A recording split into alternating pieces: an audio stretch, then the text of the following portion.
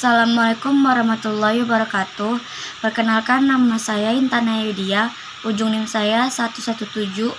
Saya dari kelas KPI 1D. Di sini saya akan memenuhi tugas UTS pada mata kuliah Pengantar Ilmu Komunikasi dengan dosen pengampu Ibu Neng Purwanti MA. Baik, di sini saya akan menjelaskan tentang deskripsi sejarah perkembangan komunikasi manusia dari berbagai periodisasi. Baik, sejarah komunikasi pada awalnya hanya merupakan upaya atau cara manusia menyampaikan ide, gagasan, kemauan, hasrat, dan lain sebagainya. Upaya tersebut hanya supaya manusia bisa saling berhubungan. Pada waktu itu, komunikasi tidak dianggap sebagai sesuatu yang harus diberi perhatian, dikaji atau distrukturkan. Namun, pada abad ke-5 sebelum Masehi di Yunani, berkembang suatu ilmu yang mengkaji proses pernyataan antar manusia yang diberi nama retorika, yang berarti seni berpidato dan berargumentasi, yang bersifat mengunggah atau seni yang menggunakan bahasa secara lancar untuk mempengaruhi dan mengajak. Pada perkembangan awal, batasan komunikasi yang dapat kita terapkan adalah percakapan atau penyampaian gagasan antar manusia secara lisan dan bertatap muka, baik berupa pidato maupun diskusi dengan tujuan mendidik, membangkitkan kepercayaan, dan menggerakkan perasaan orang lain.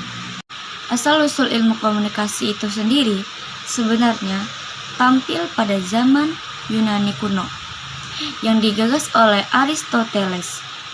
Dalam gagasan tersebut, ia menyebutkan bahwa di dalam komunikasi itu terdapat komunikator, pesan, dan penerima. Sejarah perkembangan komunikasi manusia dapat dibagi menjadi beberapa periodisasi penting. Yang pertama, zaman prasejarah atau biasa disebut dengan bahasa lisan. Komunikasi awal menggunakan bahasa lisan dan isyarat. Ini memungkinkan kelompok manusia untuk berinteraksi dan berbagi informasi dasar. Ada juga gambar dan simbol. Selanjutnya yang kedua, ada zaman kuno tulisan piktograf. Pengembangan tulisan piktograf di Mesopotamia dan di Mesir memungkinkan pencatatan informasi secara permanen. Munculnya sistem alfabet seperti alfabet Fenisia, menyederhanakan penulisan dan memperluas akses informasi. Yang ketiga, abad pertengahan, manuskrip dan buku. Penulisan manuskrip oleh biarawan di Biara dan penemuan mesin cetak oleh Johannes Gutenberg pada abad ke-15 mempercepat penyebaran informasi. Bahasa vernakular, munculnya penggunaan bahasa lokal dalam penulisan menggantikan bahasa Latin, membuat literasi lebih luas. Yang keempat, ada era modern telekomunikasi. Penemuan telegraf oleh Samuel Morse pada abad ke-19 mengubah cara komunikasi jarak jauh. Disusul oleh telepon oleh Alexander Graham Bell. Adapun media massa, kemunculan radio dan televisi pada abad ke-20 membawa informasi ke khalayak luas dan mempercepat arus berita. Selanjutnya yang kelima, ada era digital internet. Pengembangan internet pada akhir abad ke-20 dan awal abad ke-21 merevolusi komunikasi dengan memperkenalkan email, media sosial, dan platform di berbagai informasi. Komunikasi mobile, ponsel dan aplikasi pesan instan membuat komunikasi menjadi lebih cepat dan mudah, dan juga mendukung interaksi real-time di seluruh dunia. Baik, selanjutnya masa kini media sosial dan konten digital. Adapun platform seperti Facebook, Twitter, dan Instagram telah mengubah cara manusia berinteraksi dan berbagi informasi, menciptakan dinamika komunikasi yang baru, seperti kecerdasan buatan, yaitu penggunaan AI dalam komunikasi seperti chatbot dan analisis data besar, mulai mengubah interaksi manusia dengan teknologi. Seperti periodisasi ini menunjukkan evolusi cara manusia untuk berkomunikasi dari interaksi sederhana hingga kompleksitas digital saat ini. Menurut pendapat lain, yaitu Covey dan Metzger mengembangkan konsep komunikasi massa dengan cara mengevaluasi 3 konseptualisasi penting mengenai komunikasi massa. Ketiga konsep tersebut adalah: yang pertama, komunikasi massa sebagai institusi media. Yang kedua, komunikasi massa sebagai problem sosial. Yang ketiga, komunikasi massa sebagai kajian akademik. Untuk konsep pertama, komunikasi massa dipandang sebagai suatu proses penyampaian pesan yang dilakukan oleh industri media melalui surat kabar, majalah, film, televisi, dan sebagainya.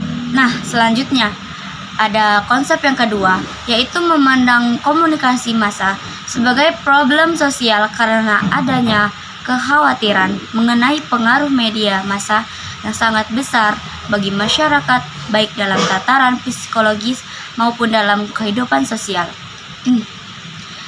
Sedangkan konsep yang ketiga memandang komunikasi massa lewat sejumlah aktivitas yang selama ini dilakukan oleh institusi pendidikan tinggi.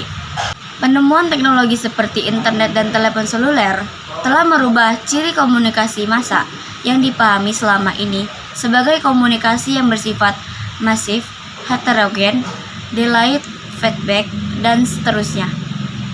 Covey dan Metzger dalam artikelnya mempertanyakan apakah dengan munculnya media baru tersebut komunikasi massa menjadi berakhir.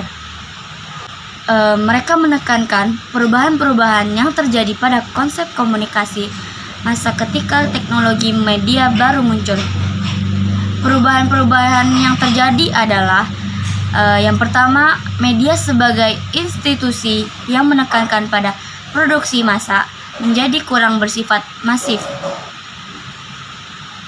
Ini dikarenakan tersedianya berbagai bentuk saluran komunikasi yang memberikan alternatif pilihan bagi khalayak. Nah, akibatnya masing-masing saluran media tersebut memiliki khalayak yang lebih spesifik dan jumlah relatif yang berkurang. Perubahan selanjutnya terletak pada isu yang berkembang. Intinya, perkembangan isu tersebut adalah tentang hubungan media dan khalayak, yaitu tidak hanya melihat apa yang dilakukan media terhadap khalayak, tapi lebih fokus pada apa yang dilakukan khalayak pada media. Selanjutnya, konsep komunikasi massa sebagai problem sosial mulai bergeser. Perkembangan teknologi dengan ditemukannya media baru menjadi khalayak lebih bersifat aktif dan selektif. Selanjutnya, perubahan juga terjadi pada konsep komunikasi massa sebagai kajian akademik. Perkembangan terjadi pada studi yang bersifat praktis, khususnya keterampilan dalam penggunaan teknologi komunikasi proses menulis dan editing yang digunakan dalam memproses produksi isi media pun mengalami perubahan jika dibandingkan dengan media lama. Setiap perkembangan teknologi komunikasi akan membawa perubahan pada ciri dan sifat media, serta implikasi bagi khalayak yang terlibat dalam komunikasi massa tersebut. Selanjutnya, perubahan ini juga akan berdampak pada teori-teori komunikasi massa yang akan semakin berkembang. Dengan demikian, inti dari konseptualisasi komunikasi massa ini adalah media massa. Dari penjelasan tersebut dapat dipahami bahwa komunikasi massa merupakan komunikasi yang dilakukan dengan media massa sebagai sarana mediasi antar individu, kelompok, atau organisasi yang terkait dalam komunikasi tersebut. Sekian penjelasan dari saya, kurang lebihnya mohon maaf. Assalamualaikum warahmatullahi wabarakatuh.